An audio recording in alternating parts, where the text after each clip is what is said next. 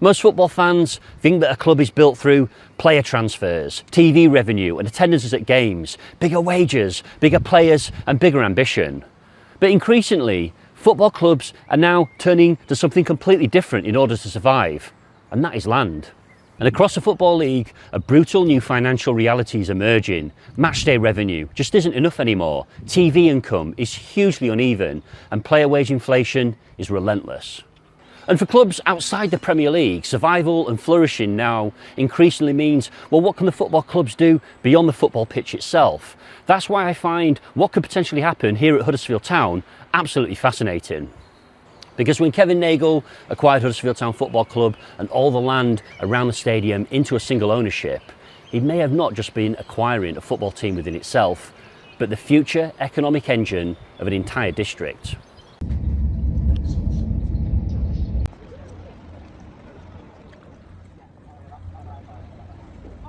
Huddersfield, a town built on industry, identity and football. Located in West Yorkshire, it became one of the great industrial towns of northern England during the Industrial Revolution, driven by world-class textiles, manufacturing and engineering. And in many ways, Huddersfield Town evolved to become a reflection of the town's identity, resilient and deeply rooted in its working-class culture. Founded in 1908, Huddersfield Town occupies a unique place in English football history. Under legendary manager Herbert Chapman, the club became the first team in England to win 3 consecutive league titles between 1923 and 1926, an achievement only a handful of clubs have ever matched. But modern day football has not always been as kind to clubs like Huddersfield. Over the decades, the club experienced financial struggles, relegations and long periods outside the top flight before eventually returning to the Premier League in 2017 under David Wagner in one of the most remarkable promotions in recent EFL history. Yet, that success proved difficult to sustain. Relegation followed in 2019, and in the years after, the club found itself caught in the increasingly brutal economics of the English Football League. Then, in 2023, a new figure entered the story. American businessman Kevin Nagle, already known in the United States for his involvement in healthcare, sports, and ownership of Sacramento Republic, completed the purchase of Huddersfield Town. But this simply wasn't a football takeover, because increasingly, modern football owners are not just buying clubs, they're buying infrastructure, land, and long-term opportunity. Because traditional football club models are failing, TV revenue hugely imbalanced, parachute payments massively distort competition, and agent fees and player wage inflation are having a significant impact. And despite decent attendances for a lot of clubs, they're still losing money. And what could potentially happen here at Huddersfield Town is just one of many examples across the EFL, because for teams outside the Premier League, the notion of just being able to survive, never mind move up the football pyramid and survive long term, is becoming increasingly difficult due to the financial overheads and the gap between the Premier League and the lower league clubs. Because football revenue ultimately just isn't enough anymore. Clubs now need all year round income, non-match day revenue, entertainment experiences to increase that turnover and ultimately become more competitive long term. And in effect, football clubs are now transitioning into the property business, into the wider entertainment industry. And the hard truth is, this has actually been happening for quite a while now. The catalyst of this was the home of English football. Wembley Stadium, once an isolated district surrounded by car parks, is now one of the most vibrant destination locations in London, with thousands of homes, shops and year-round events. And at EFL club level, teams like Brentford, Wimbledon and Luton are all intelligently using infrastructure around their stadium to look at other forms of generating revenue and increasing overall turnover. Wrexham FC are transforming itself through both commercialisation, tourism and building a global brand. And Manchester City are creating one of the most ambitious stadium districts in world football. Because modern football clubs are realising something important. Stadiums are valuable, but the land around stadiums may be even more valuable, and Huddersfield Town has this in abundance, and if optimised, could be transformational for what happens on the pitch. So why does land matter in this context? As the English Football League expands its ownership of clubs more globally, it's increasingly introduced financial restrictions to prevent clubs overspending in the race for success. Clubs can only spend a proportion of turnover on player wages. But football remains brutally simple. Better players usually means better results, and better players demand higher wages. But the problem is that traditional football income has limits.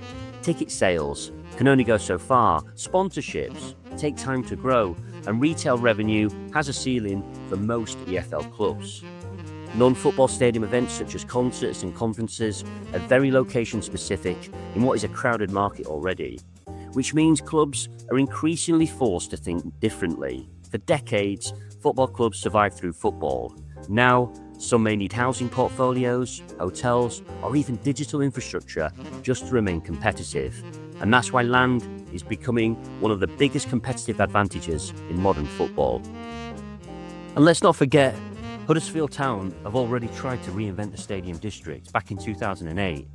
HD1 promised a completely different future for the area surrounding the stadium. Hotels, restaurants, leisure attractions, entertainment space, even an indoor ski slope on the Kilner Bank.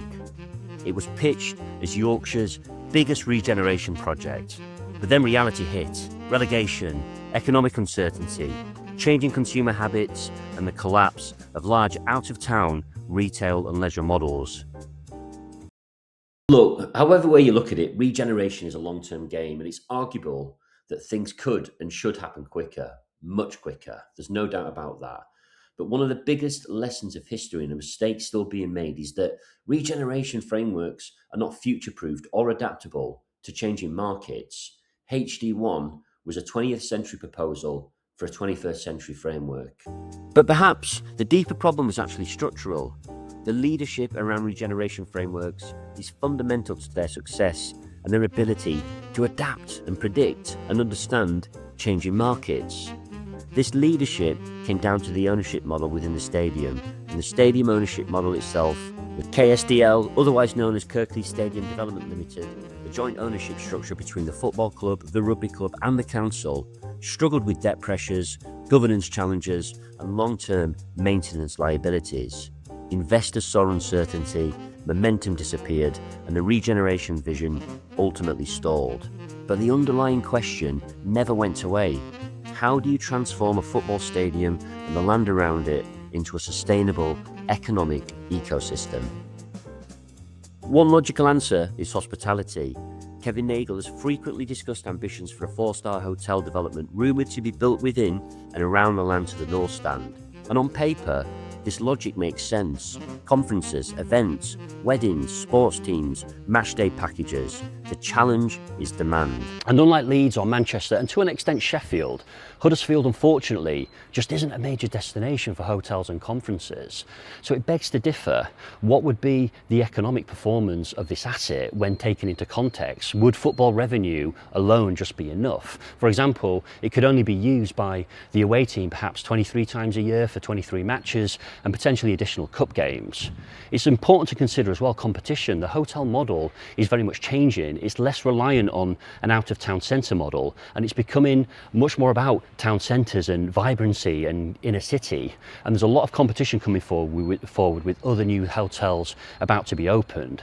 This is where the critical question must come into fruition, and the wider framework of land around the stadium must be converted into land uses that are optimised in terms of their income generation and much less volatile and resistant to market conditions such as a hotel. Because perhaps the most interesting opportunity surrounding the stadium isn't entertainment, it's housing. Because housing creates something incredibly important for regeneration projects: critical mass, permanent footfall, permanent activity, long-term demand, and is proven to create an economic framework to convert unviable land uses viable. Football clubs live season to season, but people still need homes whether the team wins or loses. And unlike football revenue, which fluctuates massively depending on league position and performance, residential income is comparatively stable, which raises a fascinating possibility. The more obvious solutions, things like build to rent, private housing, etc., simply wouldn't be viable for this area at the moment, and it's unlikely to attract the relevant interest from institutional investors. But there is a type of housing that currently has rampant demand for sites like this, brownfield, sustainably located, and equally, with a club ingrained in its working class roots, and owner Kevin Nagle's background as a philanthropist entrepreneur, What if some of the land surrounding the stadium could support affordable housing through a long-term infrastructure ownership model? This riverside site on the west side of the stadium is ideal. It's already flat, has great access, and sits next to existing residential settlement. Vegetation and really attractive waterfront is also a great plus. Rather than selling land outright, the club could optimise greater returns through retaining ownership of the land while generating reoccurring income through long-term residential development. Setting up its own affordable housing arm, this would align with the club's values and allow them to be fully in control over quality, social impact, and of course, legacy. It would also be hugely viable for this area and would have access to grant funding support to accelerate delivery and overcome further viability challenges. And under this platform, the club would retain net profit from the rental income generated. A for-profit registered provider licence could be set up within 2 years, in tandem with running a planning application on the site. My estimates suggest that the site could be capable of around 200 to 300 homes, both apartments and family homes, to create a rich and diverse mix of tenures, and would be an ideal catalyst to accelerate a wider regeneration programme around the stadium. Kirklees Council is already under tremendous pressure to deliver on housing and land supply. And suddenly, in this context, the football club becomes more than just a club. It becomes an anchor institution for regeneration, placemaking, and civic impact. And not just hosting football matches and related events, but helping shape housing, infrastructure, and the economic future of the wider town. But affordable housing may not be the only residential opportunity, because Huddersfield also possesses something many football towns do not: a growing university. Student accommodation, otherwise known as PBSA, is generally having issues stacking up in most secondary locations. But with the new life science developments and adjacent regeneration, PBSA becomes a notion worth exploring. PBSA could potentially become another driver of long-term regeneration around the stadium district. Students create year-round activity, football, food and beverage demand, nightlife, transport usage, exactly the kind of ecosystem many stadiums struggle to create outside of match days. And the location itself has strong fundamentals: proximity to the town centre, existing infrastructure, transport connectivity, and large development plots. Once again, the football club becomes something larger than football itself. It becomes part of the wider economic infrastructure of the town. And generally, yes, PBSA can generate high returns in affordable housing, but they're fundamentally different propositions with different risks, funding, operational characteristics. But ultimately, this would diversify the offer with the affordable housing anchor elsewhere on the site. Much of the land around the stadium is dominated by car parking, far too much car parking.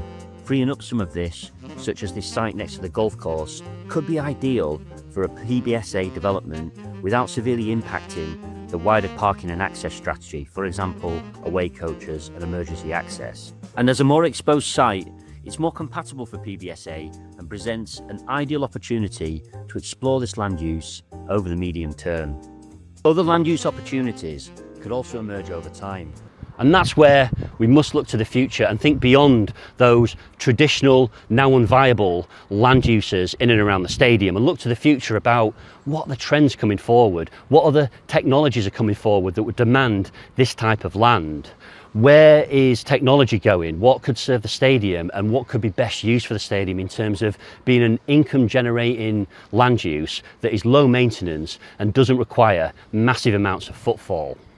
So considering that vast amounts of the land portfolio will be undevelopable, unviable from a traditional land use perspective, whether that be retail, leisure, hospitality, etc. One must look to the future and understand, well, what trends are happening within the UK at the moment? What types of technologies and other operational requirements would require these types of sites, and what kinds of technology could be served on this land so that it could be income generating for the football club, but also low maintenance and doesn't require vast amounts of manpower. As such, parts of the land could be used for solar infrastructure, battery storage, EV charging, and edge data infrastructure. These are all low maintenance, high income generating assets with multiple advantages. Because increasingly, football clubs are becoming bigger and bigger consumers of energy, and perhaps one of the bigger challenges for the future of football is that they are not only just sports teams within their own right, but multi-layered infrastructure businesses. The economics behind a project like this are significant. Regeneration on this scale can be transformative. More importantly, it creates stable, long-term cash flow. Housing and infrastructure investments are measured in decades. Football revenues are often measured season by season. If successful, a regeneration project could eventually support a meaningful proportion of the club's annual operating costs, including a significant proportion of its wage bill. That fundamentally changes the long-term financial profile of the football club. Suddenly, the club is no longer reliant solely on owner funding, player sales, or league position to remain sustainable. Instead, it begins to function more like an institution supported by underlying assets and infrastructure, rather than football income alone. But the risks are equally significant. Delivering projects of this scale will require substantial upfront capital, experienced development partners, and careful execution over many years. There is also the danger of ideology overriding reality. What works in the United States not automatically translates into the north of England. Local communities, planning environments, and economic conditions are fundamentally different. If those differences are misunderstood or ignored, the consequences could be severe, not only for the regeneration project itself, but for the long-term future of Huddersfield Town. But it's important to be optimistic, and it's exciting times ahead, and we could be seeing the biggest revolution in English football since the arrival of the Premier League. How clubs are structured, how clubs are run, the type of people that are involved in football could radically change. And also, there could be quite an interesting reset. I mean, historically, football clubs and their stadium locations have always been located, or traditionally located, in the more deprived areas of a town or city. We could see a huge reset in that traditional gulf between the riches of football and the community around the stadium. And instead of just being purely football clubs for the community, don't get me wrong, they could be seen as economic generators for that town or city. And yes, of course, the big question would always remain whether or not Kevin Nagle and the team he puts around him can get this right. The opportunity could be transformative for a club like Huddersfield Town.